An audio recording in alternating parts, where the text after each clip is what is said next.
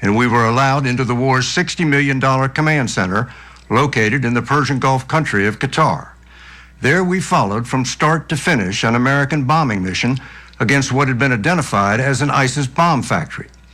We have agreed not to disclose any classified information, but what you're about to see is the first ever look inside the air war. The American air crew, 2 pilots and 2 weapons officers, board their B-1 bomber at Al Udeid Air Base in Qatar for a mission that will take them 1,000 miles north over enemy territory in Iraq.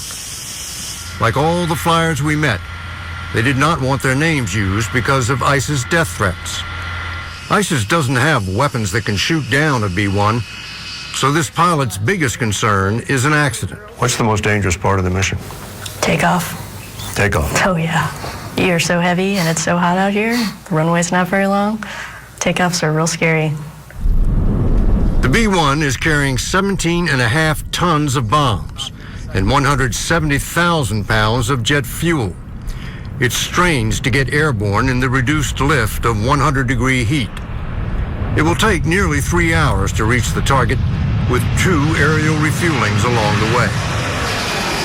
Mr. Martin, welcome to the combat operations floor. Yeah. Lieutenant Colonel David Hayworth takes us into the command center to watch as the B-1 and all the other aircraft carry out the day's attack plan against ISIS. It doesn't have any windows, but it's got a nice view. Good look at the Arabian Gulf, all the way back in through Iraq and Syria. The air war has been going on for 14 months, but this is the first time news cameras have been allowed into its nerve center. The weapon of choice here is information, because the more information we have, both about the enemy and about our friendlies, the better we're able to make decisions. On one wall, a giant map showing the location of every plane. Green are American and Allied aircraft, the blue are commercial aircraft. On another, a video feed from an unmanned drone, one of dozens orbiting over Iraq and Syria. We make our way around the floor to a spot in the center called the Crow's Nest. You are standing at right now the nexus. This is the center of the air campaign against ISIL and Daesh. 60 Minutes is here to follow that B-1 bomber on its mission against ISIS. Air Force Lieutenant General Charles Brown is the commander of the air war. How much of an effort does it take to mount a strike like that?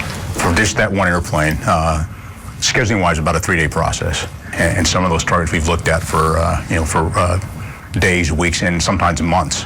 I can't from here see any human activity around there. There's today's target, up on the wall of the command center. That's a live video feed from an unmanned drone pointing its camera at a cluster of buildings believed to be hiding ISIS explosives. We can see the green track of the B-1 on the screen as it approaches the target. While the drone takes one last look, Lieutenant General Brown explains what's happening. The target today is actually a weapons cache, as well as a vehicle-borne IED. A car bomb factory. Exactly. The first planes over the target are a pair of Dutch F-16s. This will decrease the maybe any type of collateral damage. There we go. Now, is that a secondary? That's probably a secondary. So that means there were explosives in there. Yeah, that's correct. Going on. Right. So I guess if there were anybody in those other 3 that you would have seen them running out by now. Exactly. There goes a vehicle. I wonder what he's thinking. Right. Next comes the B-1 with its 2,000-pound bombs. I think of... there we go. Jeez. Look at that. The amount of secondaries that are going off there gives you a good indication or some level of explosives inside those buildings. A total of 16 weapons have hit the target. That was multiple weapons, and there's probably a weapon for each one of those buildings. In the last month and a half, U.S. and Allied planes have struck 47 facilities like this one. But aren't they just going to go set up another factory in another building someplace? Potentially, and our goal is to haunt them wherever they are and take those kind of things out so we can actually provide some security and stability here in this region. So how does today, this one day of strikes that we've witnessed, how does that bring the U.S. closer to defeating ISIS? Well, I mean, every day we go out and strike, it's one step closer. And I can't tell you how many steps it's going to take. It's going to be more than a handful, that's for sure. And every day, more bombs are unpacked and assembled. These are the 2,000-pound bunker busters used in the attack we witnessed.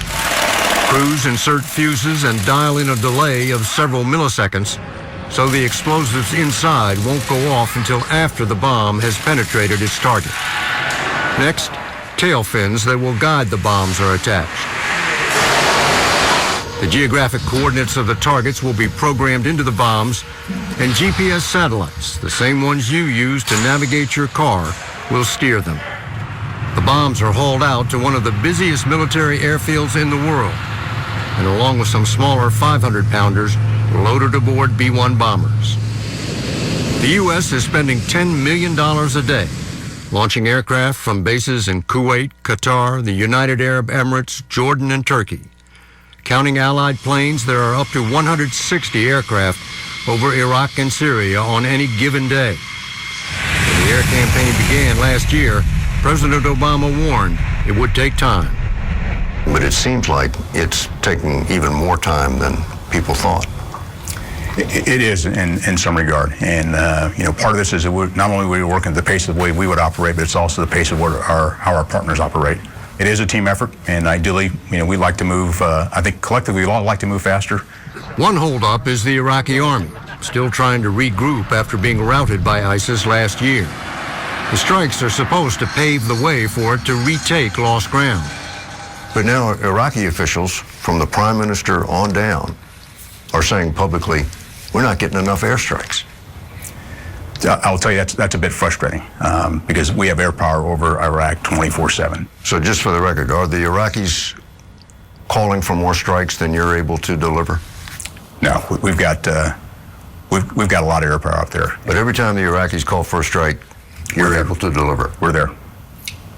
So why are they complaining? That's a good question because I think we've been in great support of what the Iraqis been doing. And I guess I have a different opinion. I really do. The answer, at least according to American military officers, is that the Iraqis are making excuses for their failure to take greater advantage of the strikes, which Pentagon statistics show have destroyed or damaged nearly 14,000 ISIS targets. Everything from tanks to buildings to staging areas. And although the Pentagon refuses to put out an official body count, Lieutenant Colonel Hayworth claims ISIS fighters are dying by the thousands. What I can tell you is I'm seeing it. I'm seeing the enemy fighters being killed in action. They're being killed at a rate that I think is about on par with the numbers you're hearing is about 1,000 a month. But ISIS has been able to replace its dead with new recruits. So the estimated number of enemy fighters remains unchanged. 20 to 30,000 last year, 20 to 30,000 this year. So as long as they can keep bringing fighters in there, are you just shoveling sand against the tide? I don't know if that's the way I'd put it. You have to eliminate folks. You have to take the enemy off the battlefield. And as they put new folks in, they're not as seasoned and capable, and we'll take them out too.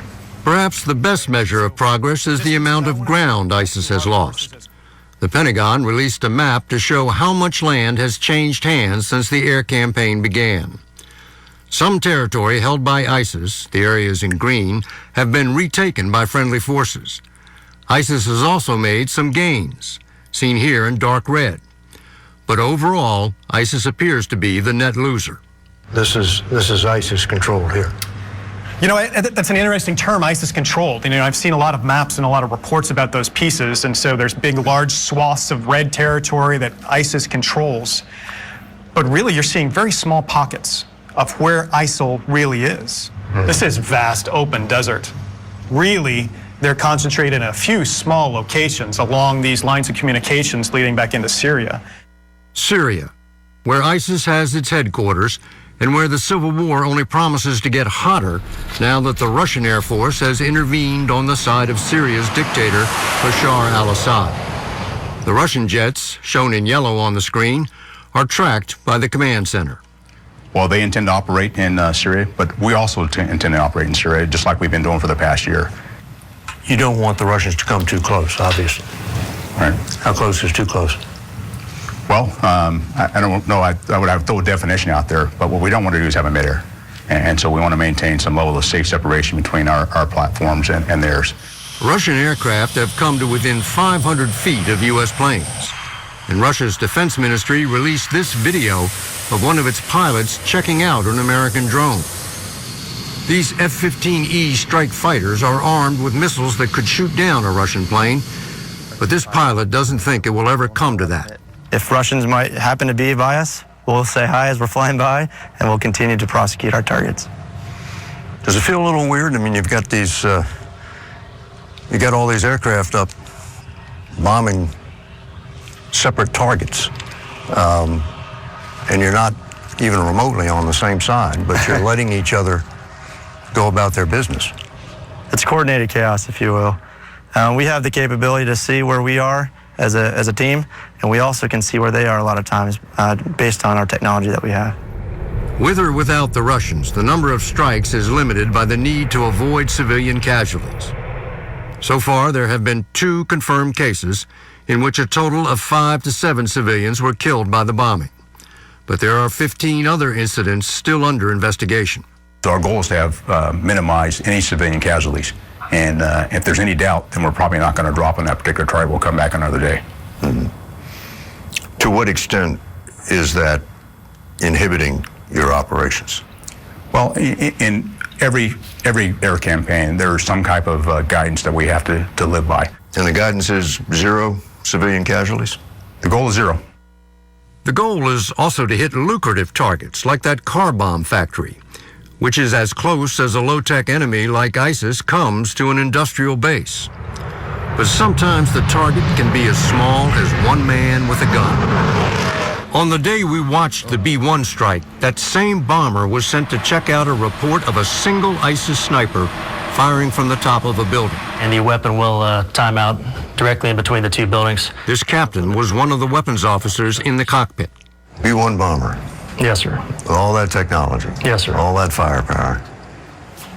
One sniper down on the ground. Sir, I think if it was you or me on the ground getting shot at by that sniper, we would take any asset available to make sure that we were no longer getting, engaged by that sniper. So if I get a call and they say they're getting shot at and there's potential loss of friendly life, I am absolutely going to drop a weapon on that sniper. By the time the B-1 arrived overhead, the sniper was gone. What we did, however, find, though, was a tunnel system. So in this case, we dropped weapons on all of the entry points that were associated with that tunnel. 6 500-pound bombs. And it was actually a perfect shack on the target. Perfect shack, is that a dead hit? Dead hit, yes, sir, yeah. Some 25,000 American bombs have been dropped so far. All the firepower and technology of a superpower, even supersonic stealth aircraft, directed against an enemy in pickup trucks, intent on dragging the Middle East back to the Middle Ages.